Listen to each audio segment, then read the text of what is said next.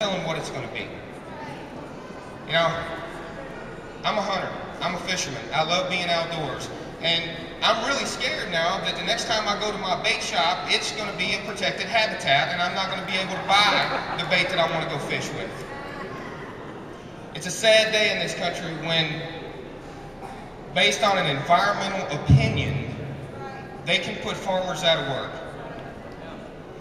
I've told everybody from coast to coast, this is not just a California problem, this is an American problem. Because if they can't water, they can't grow a crop. If they can't grow a crop, we don't get that crop in our grocery store. That means we're going to have to import it. Higher cost for everything. Produce, everything. And that's exactly what cap and trade is designed to do. Cap and trade is a larger manifestation of what they've done here. Cap and trade will restrict everything. For small businesses, for farms, for ranchers, it will cause them to shut their business down. For large industry, it will cause them to shut down U.S. operations and move out of the country, causing a loss of more American jobs. Cap and trade is written in the spirit of a green law, but the language is written in all red. Make no mistake.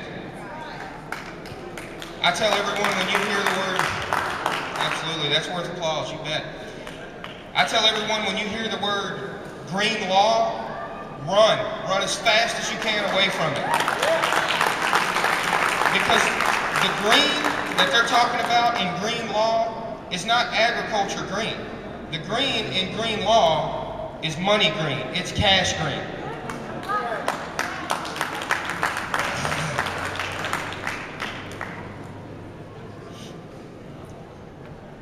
This is not about protecting the Delta smelt. This is about control. This is power run amok. This is a power grab for the tyrannical leaders in Washington to be able to control something. Now, let me be clear on this next point. And I almost hate using that word, let me be clear. You know, that's Obama's favorite tagline. No, let me be clear. There is nowhere in the U.S. Constitution where it allows the government to force us to buy anything, whether that's health care or that's imported fruits and vegetables.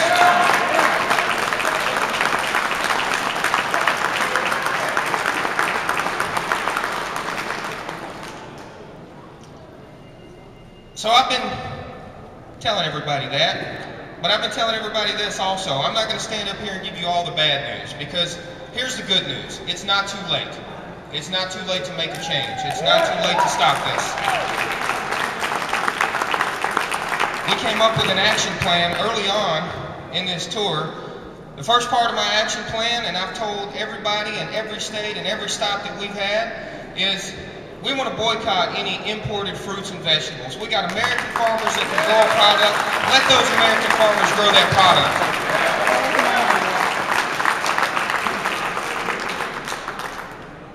It may be an inconvenience. You may have to leave the grocery store and go to your local farmer's market to buy that, but hey, that's fine. I'm willing to do that.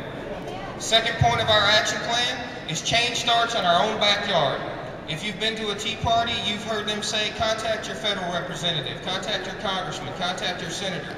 Well, I say, hey, let's not forget the folks that are local. City, county, and state level politicians need to be informed on this as well. We want them to know that before you decide to enact an environmental law, look at the human impact of that. Look at the financial impact of enacting that law. No matter what they say, when we lose money, they lose money. The third step is our federal representatives, by having them put a temporary ban on the Endangered Species Act and turn the water back on.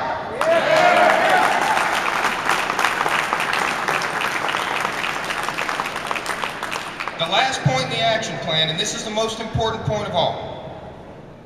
If you've been to tea parties, we've written letters. We've sent emails, we've sent faxes. We've had rallies from coast to coast. We've marched on state capitals. We've marched on Washington, D.C. And have our voices been heard? No.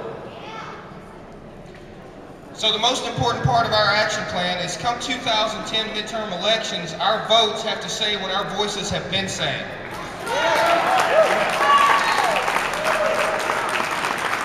We have to send that message through our votes loud and clear that anything you do that puts an American out of work puts you out of work.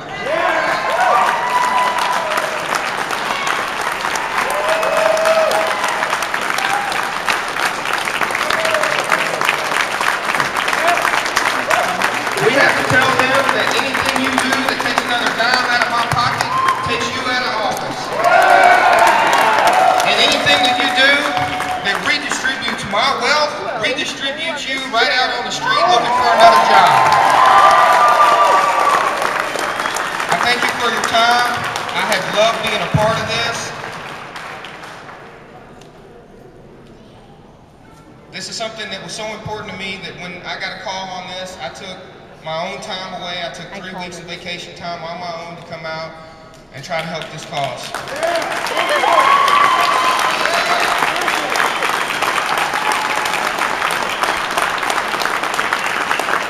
Sorry, Gina, it's wobbly. I'm in a wobbly chair, look. Thank you very much. I'm going to hand the mic back over. God bless you, farmers. If it wasn't for you guys, we wouldn't have a meal on our table. Thank you. Amen.